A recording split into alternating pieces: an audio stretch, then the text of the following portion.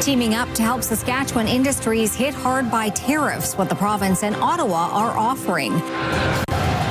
Rising from the ashes, how a local dealership is dealing with 2 fires in a matter of months. And the city moves ahead with welcoming a national urban park. This is CTV News with Chantel Saunders.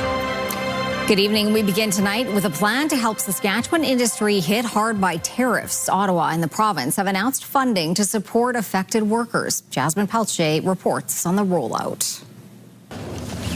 The provincial and federal governments are working together, providing $15.6 million over the next 3 years to financially support 1,800 workers in Saskatchewan impacted by tariffs, with a focus on the steel and softwood lumber industries. In this case, Saskatchewan getting their allocation.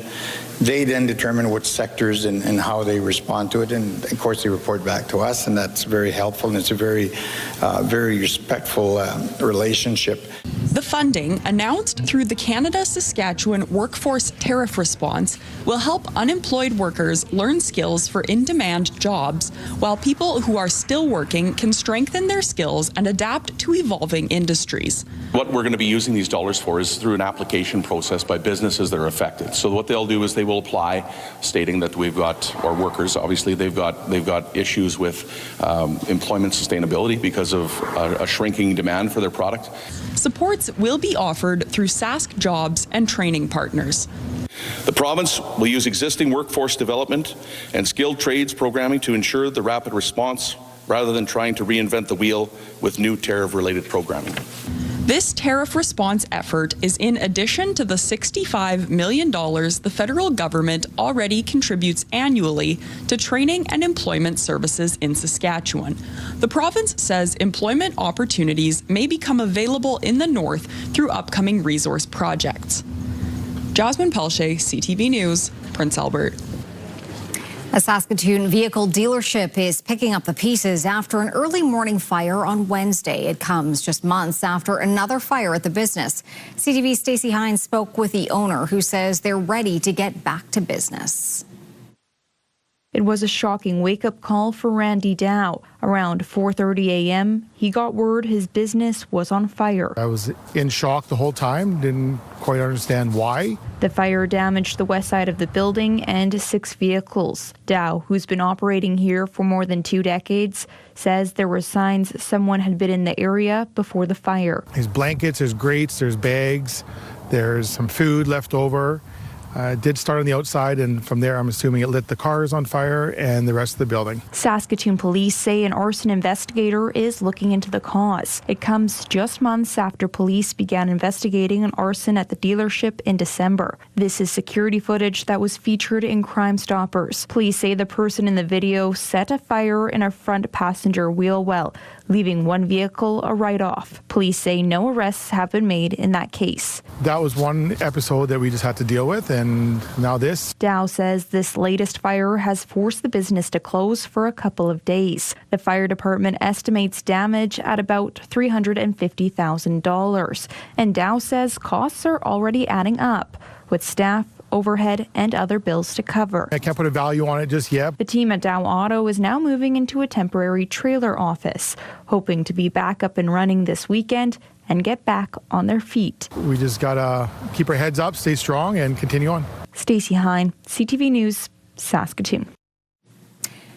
Saskatoon is one step closer to being home to a national urban park. The years-long initiative from Parks Canada got its support from City Council, but some are still wondering how the swales figure into future plans.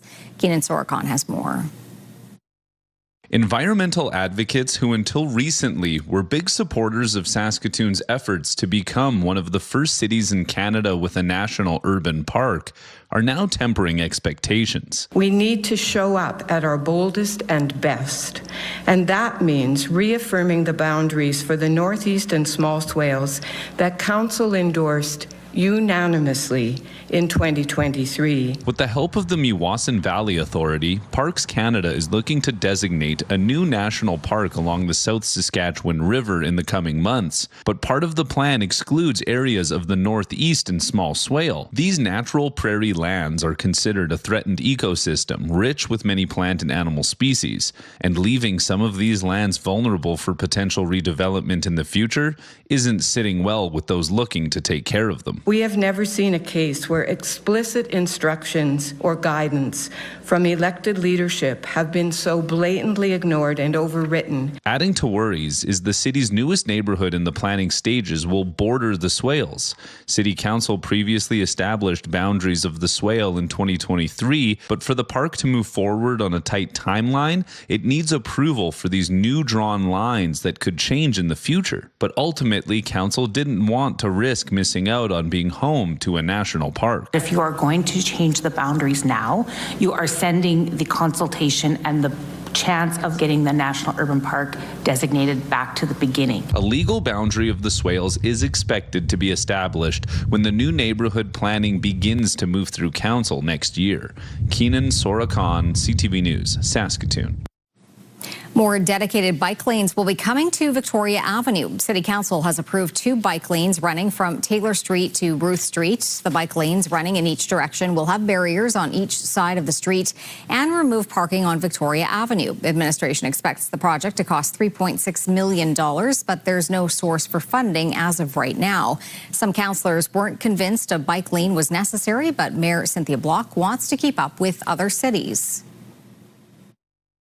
This might affect between maybe 15 bicycles or so. That the 2 intersections used were done on a particular day in the summer. We had no winter bike traffic data on which to consider this. I voted against it because I felt there is not sufficient data. To me, that was a disproportionate cost of $3.2 million. Understanding that congestion will be an issue and giving people options is what all other cities are working on in Canada right now. And for us to turn it down, in my view, is a mistake. With the bike lanes, the annual cost of snow clearing on Victoria Avenue would rise from $38,000 per year to $225,000 per year.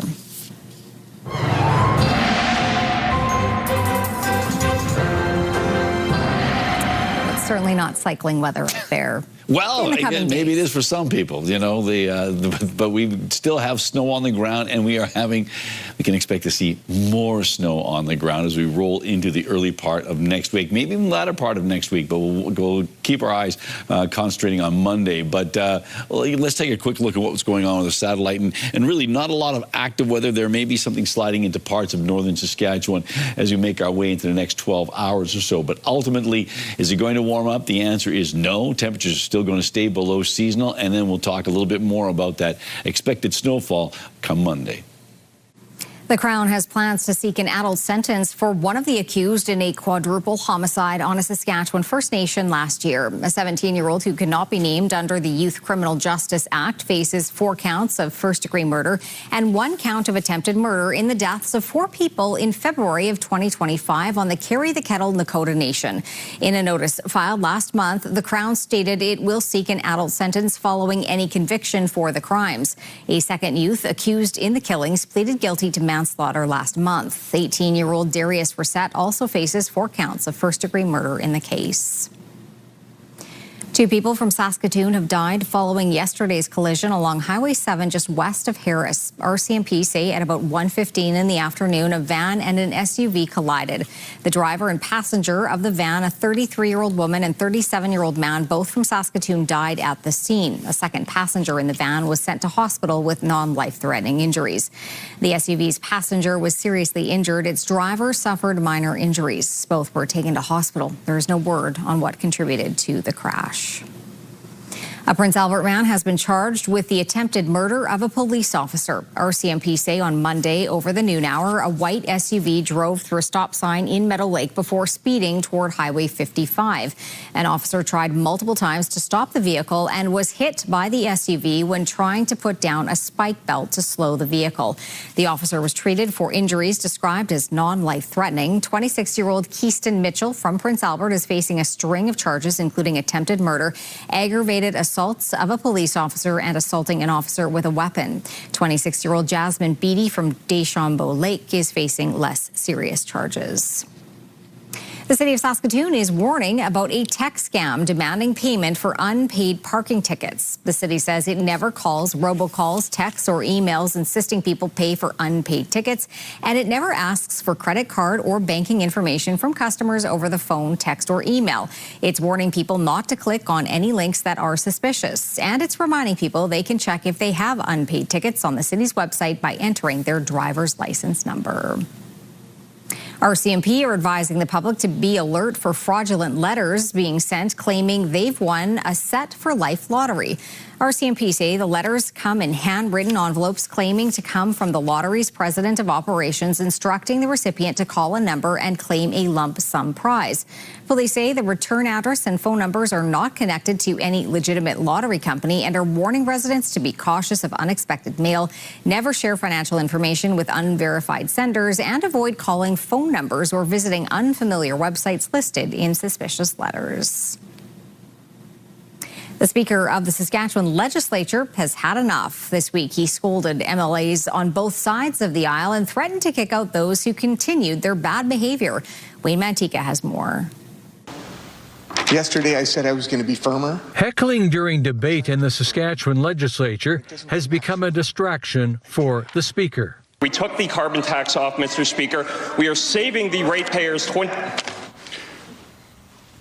Some comments along the way, but it's so loud I can't even, I'm not sure if you're able to hear, but Minister, continue please. Let's have decorum in the chamber. The Speaker is expressing his frustration. But I asked nicely to keep your comments to yourself. On Thursday, Todd Gowdy specifically called out NDP MLA Mira Conway. It needs a serious answer. Are you able to keep your comments to yourself?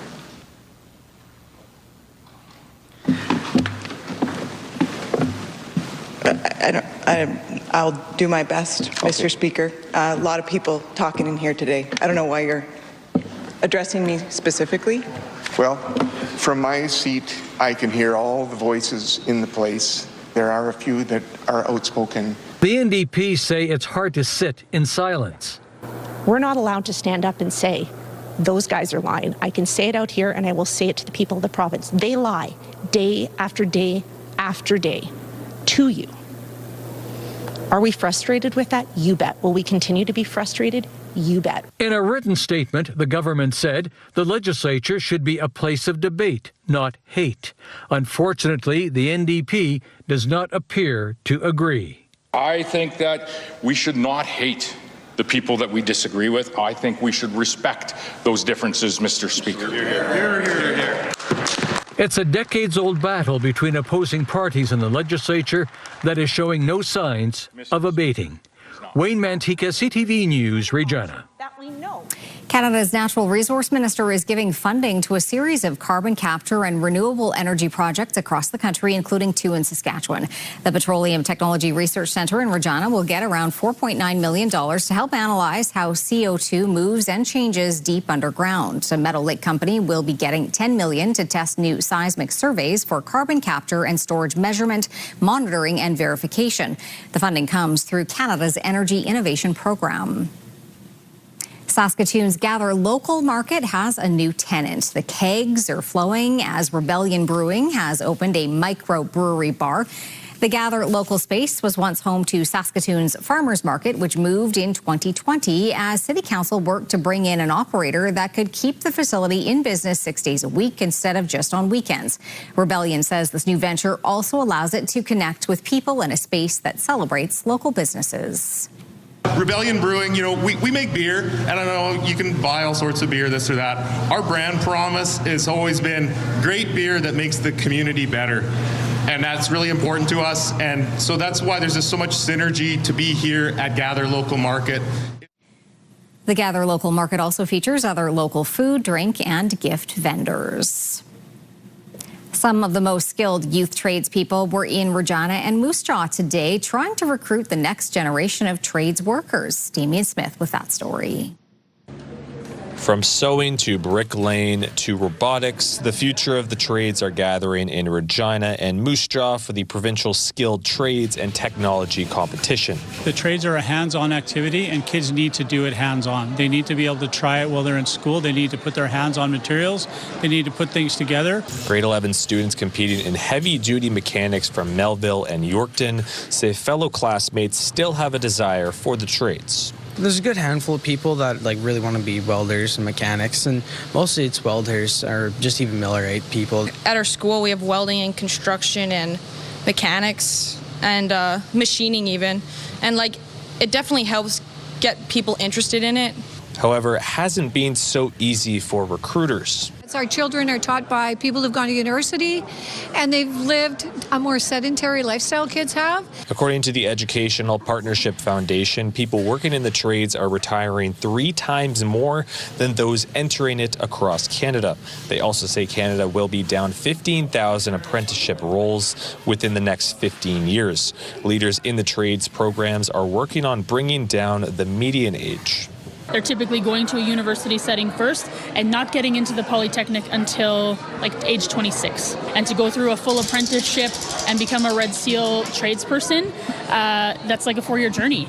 According to TEPF, popular trades in 2026 are carpentry, automotive mechanics, and welding. Ones that are harder to recruit are painting, installation, and bricklaying. I tell kids, watch the Los Angeles fires, the Jasper fires, Fort McMurray fires, any fires. What's left at the end? Chimneys and things that are made out of brick. We learned this when we were 6 years old, the 3 little pigs. We should be making buildings out of brick. Gold medal winners at the provincial level advance to the Skills Canada national competition in May. Damien Smith, CTV News, Regina. A new children's television show is being produced in Saskatchewan, and as Mick Favel reports, it focuses on inclusion. This is one of the sets from the new TV show, How We Do It, a space built to welcome preschoolers and explore ideas of friendship, feelings, and being kind to one another. Inclusivity is a major focus where all are welcome. This is one of our ways of just making sure that everyone feels like they have a space to be present, to be part of the conversation, and that they feel like they deserve to be here, which everyone does. Donovan White plays Isaac, an art teacher who explores disabilities and how common they are in society. White says the role is special, and he's looking forward to seeing how it is viewed.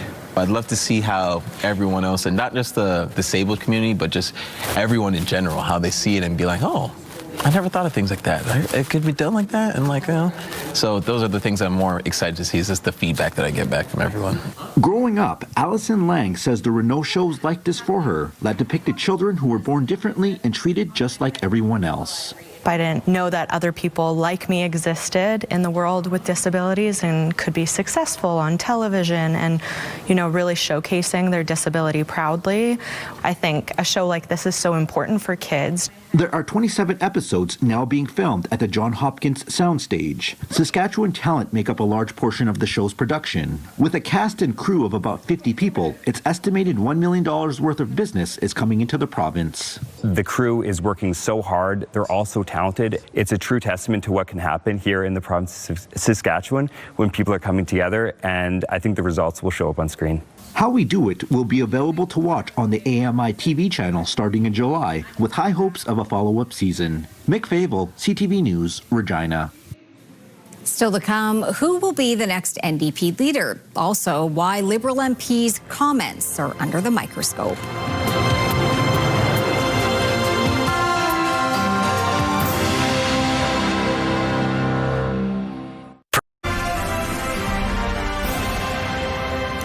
You're watching CTV News live from downtown Saskatoon. Thanks for staying with us. Federal New Democrats are descending on Winnipeg for their first national convention since the party's disastrous results in the last federal election. The weekend culminates with the election of the next NDP leader. And as Rachel Aiello reports, there's a lot at stake for the NDP. Welcome to Winnipeg! New Democrats from across Canada are gathering here over the next 3 days to talk policy, plot political strategy, and decide who will be their next leader. Parties ebb and flow, and this is an opportunity for our party, and I'm feeling the excitement of this convention. 2,000 people, 100,000 members, raised the most money we've ever raised in the history of our party in our leadership contest. Kicking the convention off, New Democrat Premier Wab Kinew rallied progressives in his home province. In order for us to have a strong Canada, we need a strong federal NDP. Delegates also paid tribute to former leader Jagmeet Singh, who resigned after leading the party into its worst ever election result last year.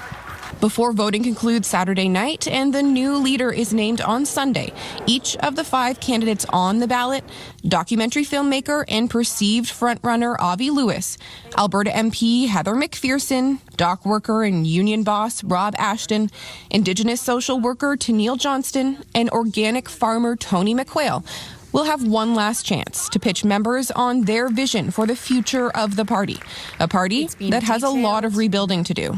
Us in the federal party, we need to build back our strength so that we are an asset for provincial wings. Our job is to win more seats. Our job is to rebuild a new Democratic Party, not just for New Democrats, but for Canadians across the country, because our democracy is stronger. Those I've been speaking with say this weekend isn't just about electing a new leader. It's taking those first steps towards demonstrating the party can claw its way back to relevance. Rachel Aiello, CTV News, Winnipeg. There is continued talk tonight about a Liberal MP's comments around forced labor during a heated committee exchange yesterday. CTV's Annie Bergeron-Oliver with the latest. We need to get short answers, please. The House committee had barely started when Liberal MP Michael Ma launched into a line of controversial questioning. Have you witnessed forced labor in Shenzhen? Yes or no? About whether forced labor was happening in China and in its auto sector. I think the comments of Mr. Ma either reflect a poor understanding of the situation on the ground in China, or I would put him in the category of useful idiots. Ma says his questions were tied to Shenzhen, China's auto manufacturing hotspot, and not to Xinjiang, an area of well-documented human rights abuses against Uyghurs. In a statement, Ma said, "I asked questions that inadvertently came across as dismissive of the serious issue of forced labor. I condemn forced labor in all its forms." But Ma didn't specifically condemn forced labor in China, something the government isn't doing either. We have had no change in our position. What we are against forced labor anywhere and everywhere. Since Mark Carney took office, Canada has reopened diplomatic relations and warmed up trade relations with China.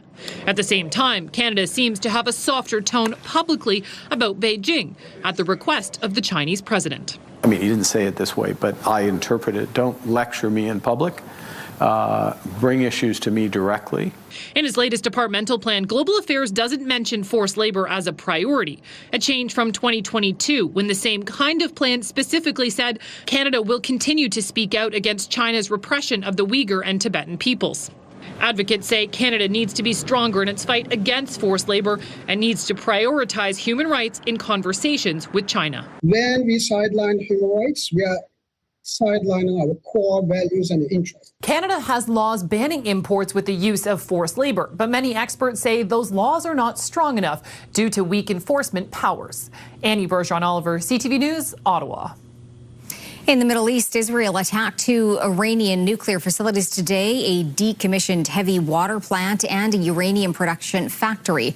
Tehran says there were no casualties and no risk of contamination.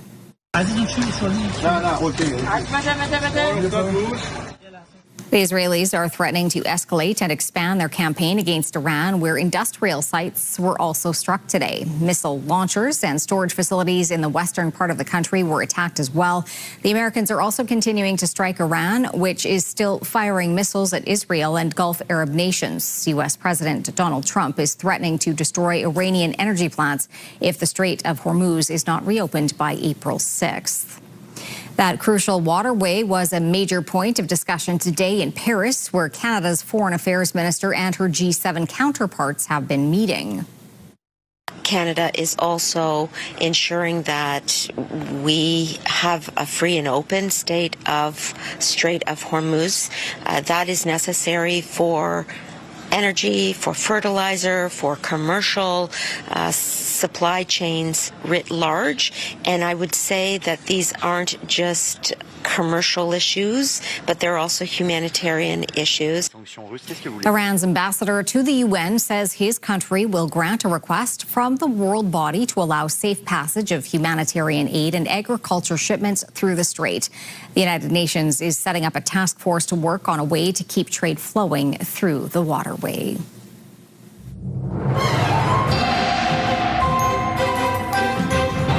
Hello, my name is Shane Arthurs, past president of the Dragons Car Club.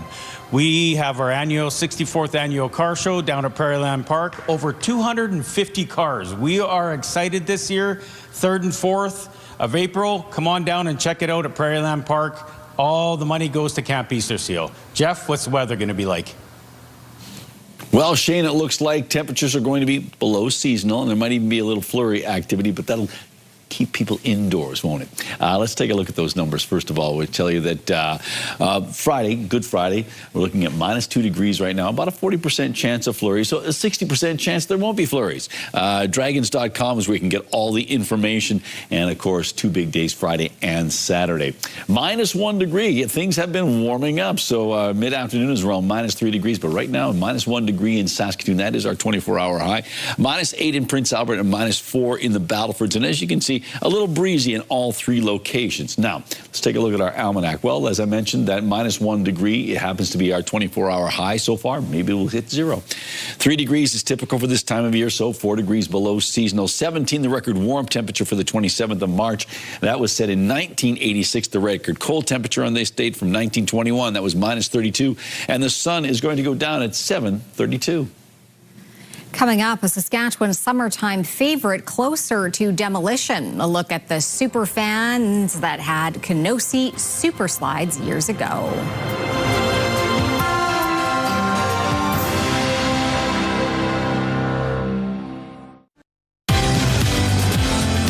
Monday on Your Morning Saskatchewan, Terry Fox's brother Fred Fox is coming to your community. He'll join to discuss the inspiration behind the Marathon of Hope.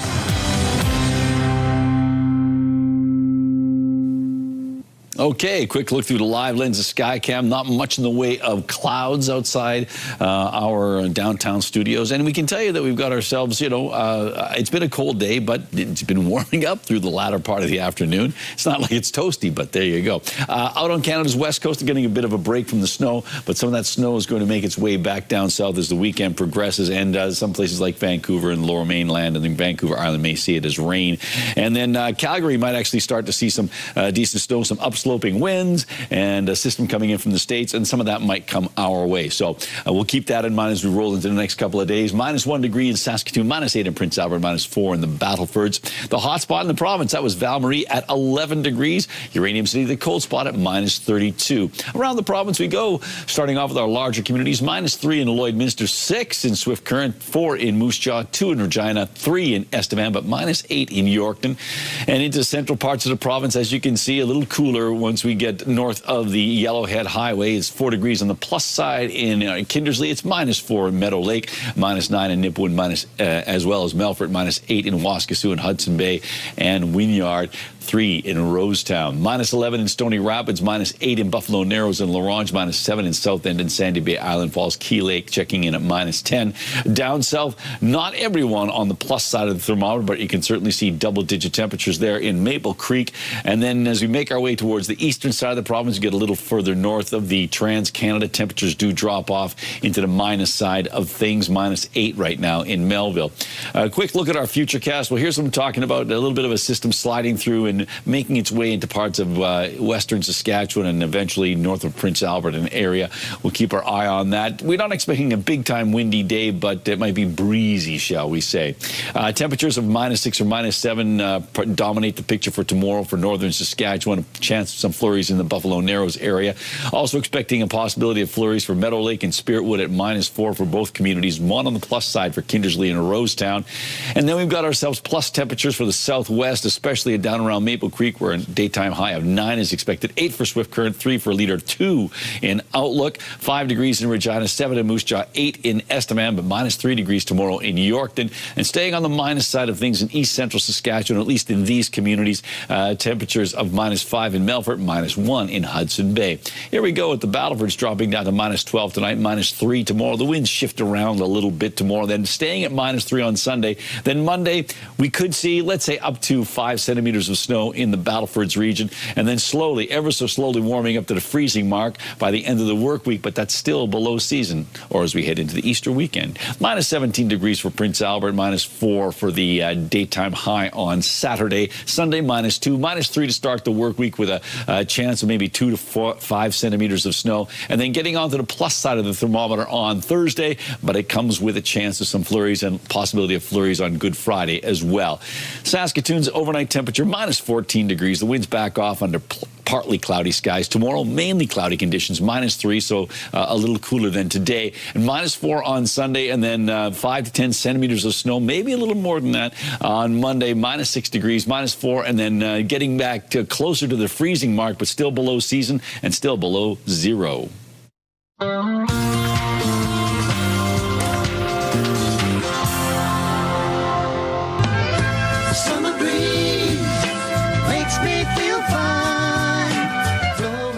Soft rock pioneer Daryl Dash Crofts of Seals and Crofts has died. The singer-songwriter, playing alongside his childhood friend Jim Seals, helped define a genre of music in the 70s. He was known for hits such as Summer Breeze, Diamond Girl, and Get Closer. His daughter says Crofts died on Wednesday of heart failure in Austin, Texas. Daryl Crofts was 87. And by the way, My Fair Share from the movie One-on-One should have been nominated for an Oscar. Looking back at white and black, reminders of my past. Paul McCartney is back with a new track called Days We Left Behind. McCartney says it's a reflection on his memories of Liverpool. It's the lead single off the 83-year-old's upcoming album, The Boys of Dungeon Lane, named after a place near his childhood home. The album is also expected to touch on early adventures the former Beatles shared with bandmates George Harrison and John Lennon. It'll be released on May 29th. And the world's most prestigious award show is leaving Hollywood. The Oscars will move from the Dolby Theater in Hollywood to the Peacock Theater in downtown Los Angeles in 2029. The Academy of Motion Picture Arts and Sciences says the venue change will align with the Oscars' new streaming home on YouTube, which also begins in 2029. Fun fact, the Dolby seats 3,300 people, the Peacock 7,100. I wonder if that figured into the decision. But you know what? We only have 3 photos of the day, but they're great photos. Well, we've got some bonus photos here. I asked for extra time. Ones. Yes. Okay, surprise. Here we go. Let's go. All right. Starting off with this one from Rob Romney in the Battlefords area. This came in yesterday. Good afternoon, Jeff. The snow stopped and the cast and stage manager for What If showed up as the sun came out. They're performing here tomorrow morning and staying with Nora and I tonight. Bring on 25th Street Theater and spring.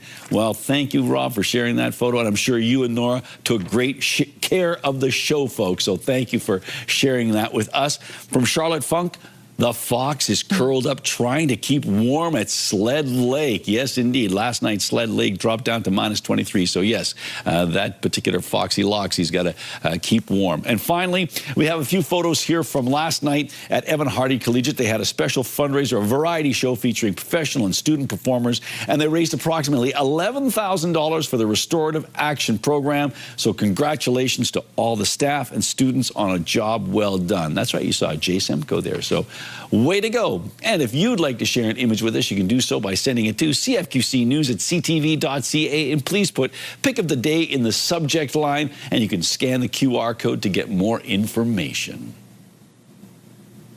Still to come on CTV News, when summer in Saskatchewan featured some super slides. A look back at what was once making waves.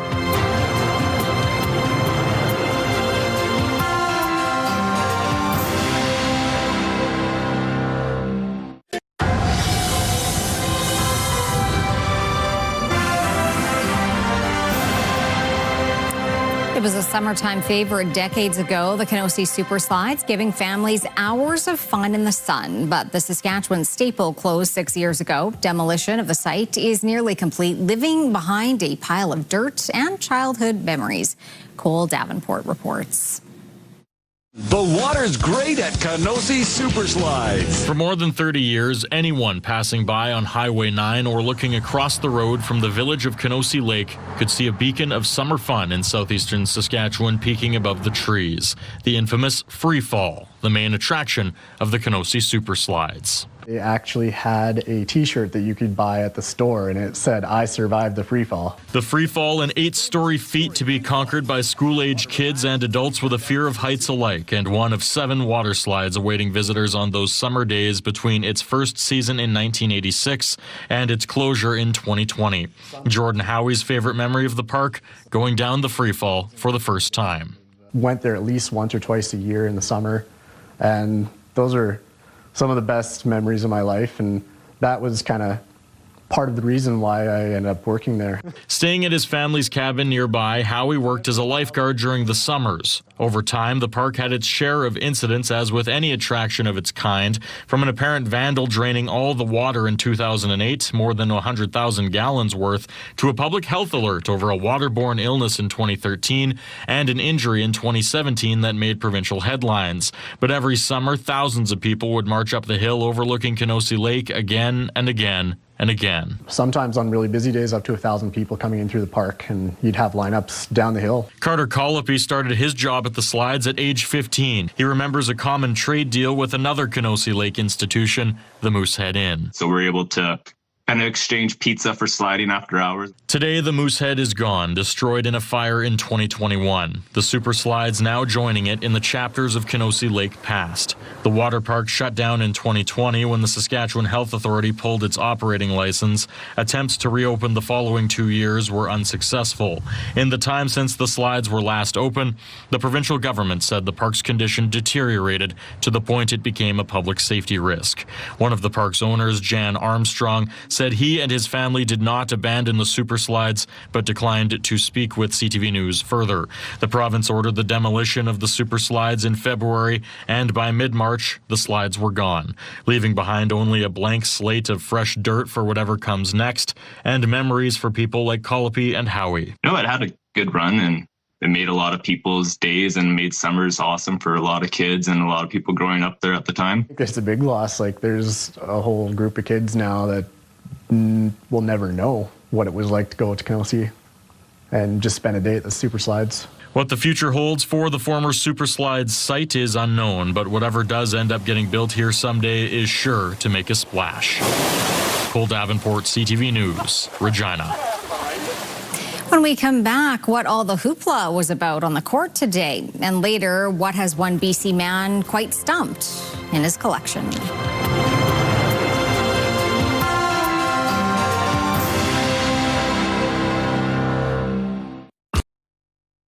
Welcome back. It's time for the rural forecast as we take a look at the start of the weekend. And yes, it is going to be below seasonal in many places. Some places, though, getting onto the plus side of the thermometer. But once again, sort of that dividing line is the Yellowhead Highway. So we've got ourselves a chance of some flurries. We saw that on the Futurecast. Meadow Lake and Spiritwood might see a little something in terms of -4, in terms of flurry activity with a temperature of -4.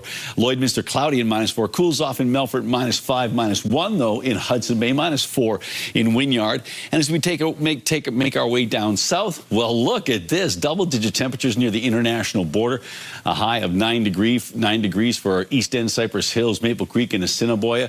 And even as we head towards the eastern side of the province, temperatures do drop off, but staying on the plus side for the most part. But we've got ourselves -3 degrees in Kenora. So what's it going to be like in Siemens? Well, we're looking at -2 with partly cloudy skies. The winds not particularly strong, but from the north and from the east, and that's a bit on the cool side. So that's how things are shaping up for Siemens, and that's where internet plans of up to 1 gig are available from SaskTel. The top high school basketball teams in the province are in Moose Jaw with the annual Hoopla tournament in full swing. Peacock Collegiate played host to a group of 2A games as some of the smaller towns in Saskatchewan were represented, including Priestville, Langham, and Davidson. Fans from each community showing up in force to support their teams, and one fan and former educator was there cheering on multiple teams. I'm here to watch 3 schools play basketball, Priestville, Kenora, and Sturgis. And they've traveled a long way to be here, and a long season, a lot of driving for these kids and these parents and these schools. And basketball is important to these people and to these students. Hoopla runs through tomorrow when the provincial champions of all 5 divisions in the tournament will be crowned. The war with Iran is hitting the 1-month mark, and that is hitting the North American markets. Morella Fernandez has more. The war in the Middle East is again pushing up the price of oil. West Texas Intermediate hovered around $100 U.S. a barrel today, with few vessels getting through the Strait of Hormuz. Iran is now trying to charge ships as much as $2 million to cross. Bloomberg estimates about 39 vehicles have made it through in the last week. Typically, 60 would make it through a day. Here are the closing numbers for the day. The Canadian dollar is up to 72.04. West Texas Intermediate is up over $5 today to 99.64. Western Canadian Select up over $4 to 78.55. And the TSX gained 73 points today. Those are your business headlines. I'm Morella Fernandez. Turning to local gas prices now, the average price in Saskatoon is just under $1.73 a litre. The lowest price in town is $1.64.9. On Saskatchewan markets, Cameco finished the day at $144.31, and Nutrien was up $3. Coming up, what's bringing music to the minds and ears of these students? Then the man that has a yard full of interesting figures. Select Hair Services brought to you by Sage, the beauty bar. Stay with us for another great night of television starting tonight at 7 with Celebrity Jeopardy! Well, a concert hall in Amsterdam has become a study hall for students. Live classical music performances are being offered to students as a way to help them study. The concert hall also says the music is helping attract younger audiences to the venue, and students say it is helping them feel more relaxed. That's cool. That is nice. They probably come in and say, hey, is it free Wi-Fi? Oh, yeah, I love this music. Maybe they also take a break from their studies, so that's true nice. Enough, yeah. All right, a man in Surrey, BC has created an entire army of wooden creatures, and they're all hidden in his backyard. Windstorms blow down, I pick stuff up and make these guys. Bob Christie calls his workshop his play zone. That's where he makes his art, which he calls stumpies. They are figures made out of wood that he finds on the ground. And if you're wondering, they're not for sale, and he has hundreds, and he is still growing his collection. So wow. That's neat. That looks a little, it's almost Muppet-like in some respects. A little bit, yeah. Yeah. kind of neat. Maybe not in the dark if you don't know that they're there. But That might be a bit of a scare. Yeah. Bit of a fright. There you go. But neat. I don't know if the weather's going to scare anyone, but it's not the most pleasant first full weekend of spring. Let's take a quick, or the end of March, I should say, as we say goodbye to March, at least in terms of weekends. So tomorrow we're looking at minus 11 degrees at 9 a.m., minus 8 by noon, mid-afternoon around minus 3 degrees, minus 5 by 5 o'clock. And it will be a bit breezy, so that wind will have a bit of a bite. And we are still expecting that dump of snow on Monday. Yeah, Monday right now, 5 to 10 centimeters of snow, maybe more if it starts showing up on Sunday night. So we'll see how it all works out. For sure. Today it felt nice with the sun. It did. It did. The sunshine makes a big difference. So, yeah, I hope that your outlook on the weekend is sunny. Yes. And you know who thought today was sunny, as always? Dan Shingoose. And he took a trip out to Wanuskewin Heritage Park, where the bison were out roaming the fields. And that is what we will leave you with tonight. Have a great and safe weekend. Bye-bye.